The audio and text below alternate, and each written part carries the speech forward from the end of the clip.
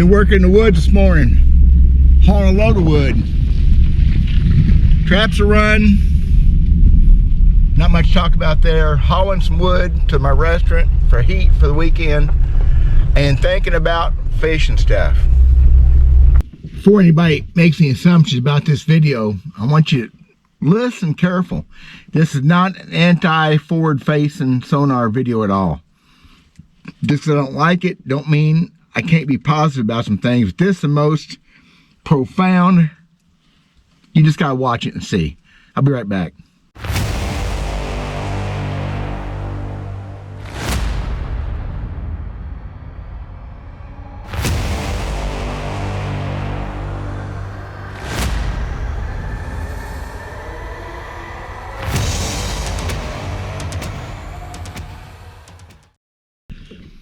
To preface this, I need to explain some things, maybe not. I learned about fish that lived in the middle of the lake, just roaming in the 80s. Guiding on Truman Lake, mostly. I found them Lake of the Ozarks, too. Every lake I ever fished, I've seen those fish. But on Truman, especially then, a lot of timber, still a lot of timber. And those fish would follow that timber sometimes, and they'd come up in school. School and fish happen in a lot of big reservoirs. And I think sometimes people think, well, here's a point with fish on the shad, come close by the fish, come up. That does happen. But there's fish that live with those shad and alewives and gobies and herring, whatever else you may have. They live out there. They don't live over here on the bank. They don't live on the offshore structure as much. They live out there. They roam. I've known that for a long, long time. Never fished for them on purpose because didn't know how. Still don't know how. Without forward-facing sonar, they move. They're hard to keep up with. I've seen guys on Truman, guides and tournament fishermen, really good fishermen, wait for those fish because they would run a circuit. And certain times, certain days, depending on the current, because everything is so current-oriented. We used to have current here in Missouri. Not so much this last year. But they would wait for those fish. Sometimes they'd catch them. Sometimes the fish would never show up. That was tricky. Nowadays, not so tricky.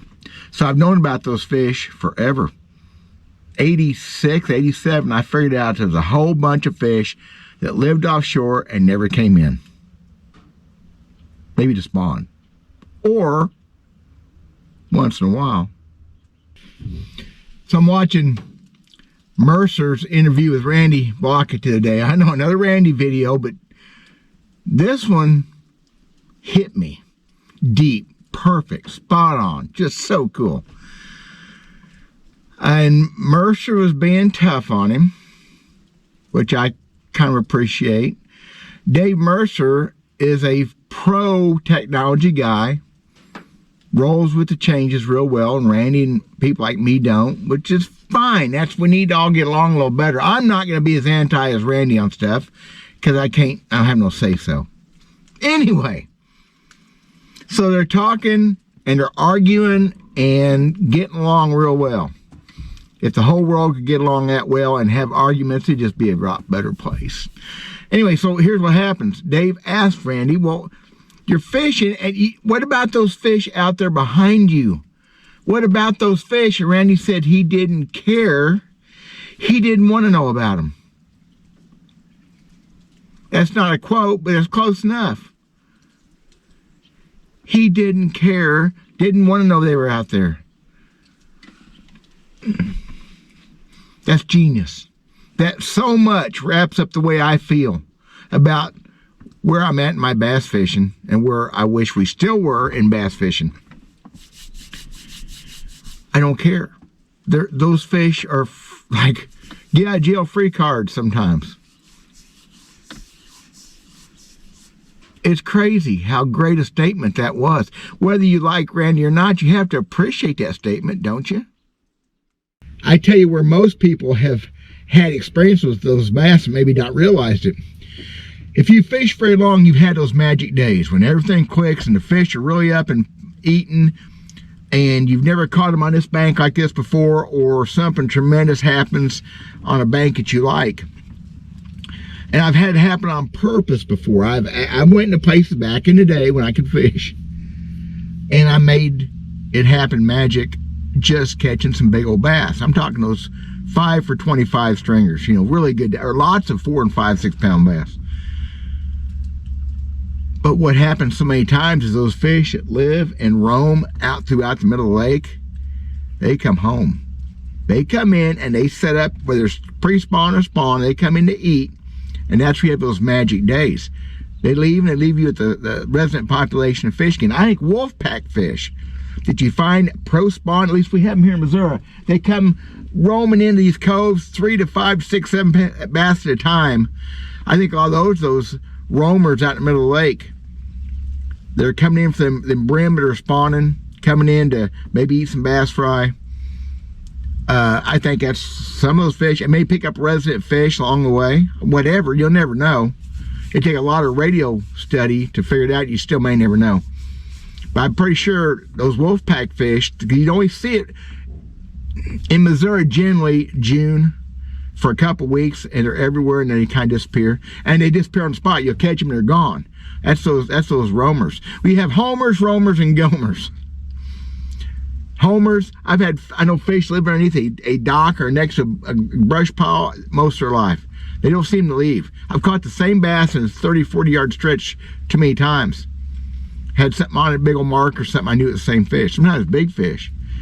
Because you got the roamers, whether it's the fish living in the middle of the lake, doing their thing, the fish are following shad schools, the fish that live offshore on points and leave and come back.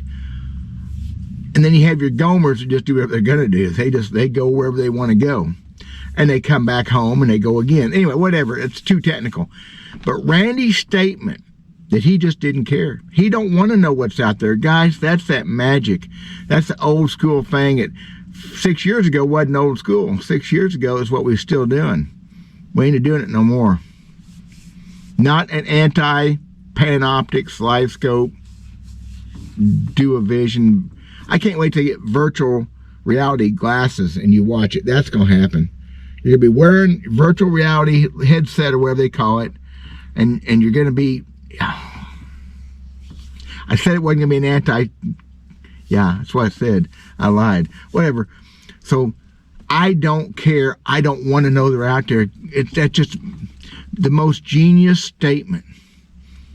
And 20 years ago, you said I'd say something genius come from Randy Blaukat. I said, huh? Well, 30 years ago. I'm sorry. Anyway, that's the way it is. Bottom line it, right there. Boom. Magic.